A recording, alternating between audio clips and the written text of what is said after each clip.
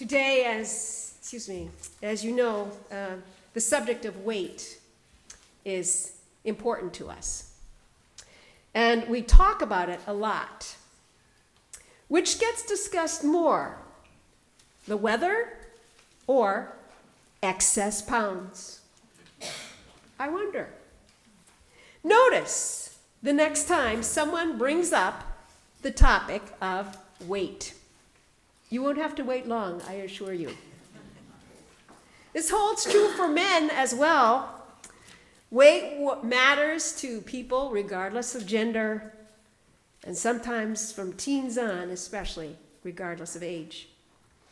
I remember our daughter Julie telling us about how in Guatemala last summer, the women were being weighed in at the clinic. They don't own bathroom scales, so it was a novelty to them. And Julie was surprised by how totally uninhibited they were in sharing and comparing their poundage. That doesn't happen here. I don't know anyone else's weight. Do you? Last summer, I was introduced to a fascinating book written by a veteran of Vietnam, Tim O'Brien. It's a classic. And it's entitled The Things They Carried. Maybe some of you know it. It's a book about weight. It starts out with a description of the physical objects the infantry had to carry, things like can openers, pocket knives, mosquito repellent, chewing gum, salt tablets, lighters, matches, canteens of water. And then added to that, they carried steel helmets, and on their feet, they had jungle boots. But they also had intangible things they carried, things like infectious diseases, malaria, dysentery, lice, and ringworm. But heaviest of all was the weight of their emotional and psychological burdens, which he describes in the ensuing chapters. The weight of guilt from having killed an innocent civilian.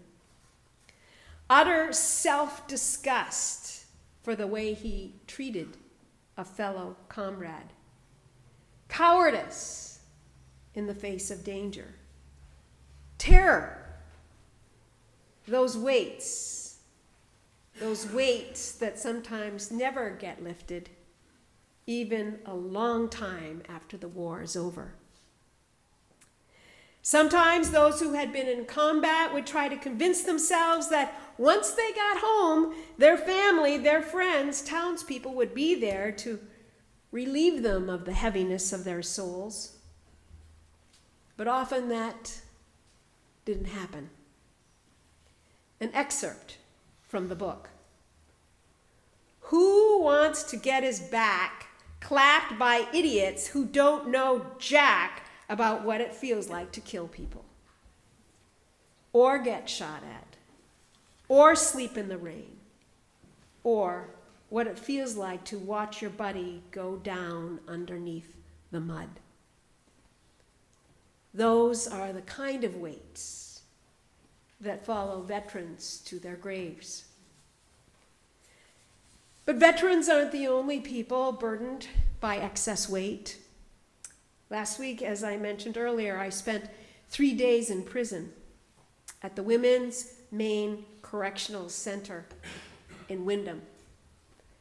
And while there, I heard the voices of women who will go to their graves because of the staggering weight of the things they carry.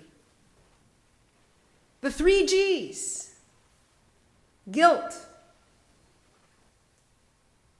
grief, and grudges. There's a lot of excess baggage in a prison. But it's not only veterans or the incarcerated who know what it is to be weighed down by life's luggage.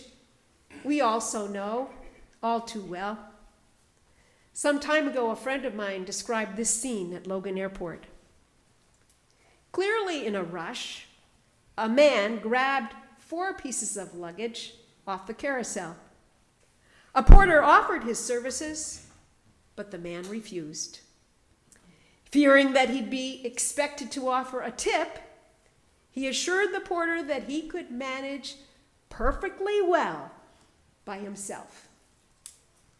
He then precariously balanced the pieces on top of each other and then dragged the whole affair backwards, which meant that he saw clearly where he had been, but he saw nothing of where he was heading.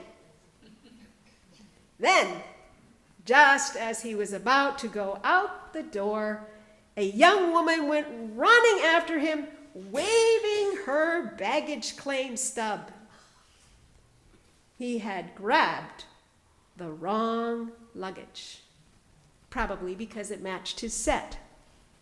So back into the airport he went, painstakingly making his way along until he backed into an elderly woman. And then he hailed a porter. The moral of the story: grab the right bag and make sure that the claim numbers on the luggage match the claim numbers stapled on your ticket stub. In other words, don't take what doesn't belong to you. So many people, veterans, prisoners, and the rest of us walk around with false guilt, making ourselves responsible for much more than we actually are. Just as children often blame themselves for their parents' divorce, we as adults are skilled sometimes at taking on all kinds of guilt that does not rightfully belong to us.